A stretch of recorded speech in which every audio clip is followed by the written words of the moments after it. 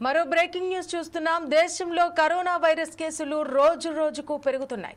Corona బారిన పడిన వారి సంఖ్య నేటికి 5,000 దాటింది. ప్రస్తుతం దేశంలో యాక్టివ్ కేసుల సంఖ్య 5,364గా ఉందని కేంద్ర ఆరోగ్య శాఖ ఒక ప్రకటనలో వెల్లడించింది. ఇక పలు రాష్ట్రాలలో 4,724 మంది కోలుకొని ఆసుపత్రి నుంచి డిశ్చార్జ్ అయ్యారని, ఇప్పటి వరకు వైరస్ తో దేశవ్యాప్తంగా 55 మంది మరణించినట్టు పేర్కొంది. అయితే గత 24 గంటల్లో 498 కొత్త కరోనా వైరస్ కేసులు నమోదయ్యాయి.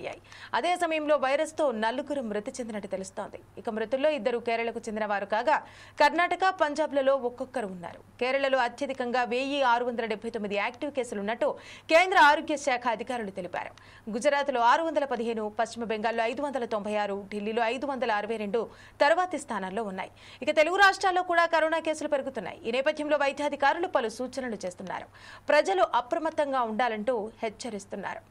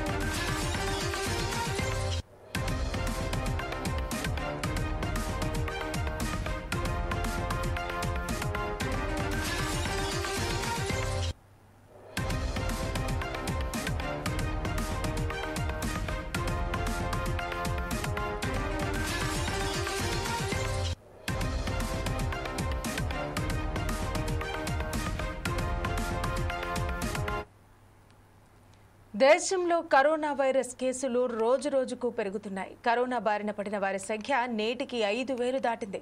ప్రస్తుతం దేశంలో యాక్టివ్ కేసుల సంఖ్య 5,364గా ఉందని కేంద్ర ఆరోగ్య శాఖ ఒక ప్రకటనలో వెల్లడించింది. ఇక పలు రాష్ట్రాలలో 4,724 మంది కోలుకొని ఆసుపత్రి నుంచి డిశ్చార్జ్ అయ్యారని సమాచారం. అయితే ఇప్పటి వరకు వైరస్ తో దేశవ్యాప్తంగా 55 మంది మరణించినట్టు తెలుస్తోంది. గత 24 గంటల్లో 498 కొత్త కరోనా వైరస్ కేసులు నమోదయ్యాయి. ఇక అదే సమయంలో వైరస్ తో 4 మృతి చెందినట్టు సమాచారం. ఇక మృతుల్లో 2 కేరళకు చెందిన వారు కాగా కర్ణాటక, పంజాబ్లలో ఒక్కొక్కరుగా ఉన్నారు. కేరళలో అత్యధికంగా 1,679 యాక్టివ్ కేసులున్నట్టు కేంద్ర ఆరోగ్య శాఖ అధికారులు వెల్లడించారు.